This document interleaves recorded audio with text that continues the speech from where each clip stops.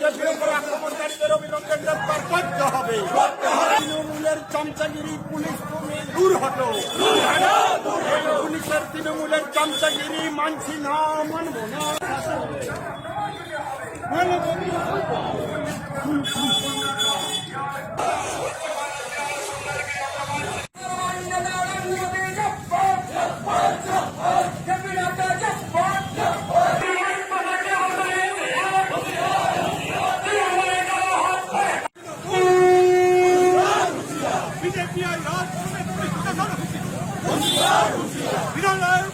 দাদা কি কারণে মিছিল?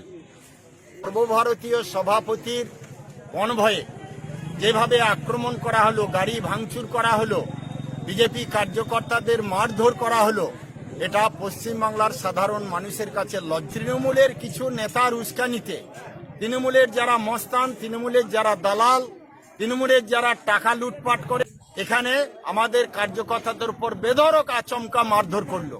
তাতে আমার 4 জন কার্যকর্তা এখানে মার খেয়েছে। কাল সিউড়ি হসপিটালে বিধান দে, তার ছবি আমরা বাংলার লোক দেখেছে। চৌরাস্তায়, সেই রাস্তায় আজকে আমরা মিছিল করলাম।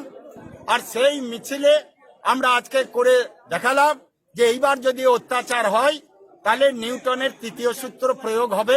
এই বার্তা আজকে আমরা দিলাম। মিছিলে দেখা গেল সবার হাতে বাঁশ, দেখা গেল আপনার কর্মীর হাতে, সেই বাঁশ কেন মিছিল? না ভাই, বাঁশ কারো হাতে নেই।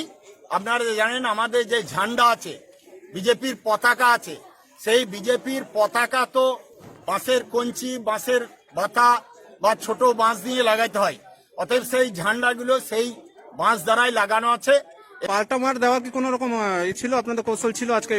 বাঁশ যেটা দেখানো গেছে না ভাই, আমরা তো বিজেপি কেবল মার খাওয়ার লেগেই জন্মগ্রহণ করিনি যে তৃণমূল মারবে আর আমরা শুয়ে শুয়ে মার খাবো, এটা তো নয়। আমি তো প্রথমেই বলেছি যে নিউটনের 3য় সূত্র এবার প্রয়োগ হবে। অতএব তৃণমূল যদি অন্যায়ভাবে মারতে আসে তাহলে তার প্রতি উত্তর হবে। তার জন্যই বাঁশ নিয়ে আসা। না, বাঁশ তো ঝান্ডা লাগাবার জন্য।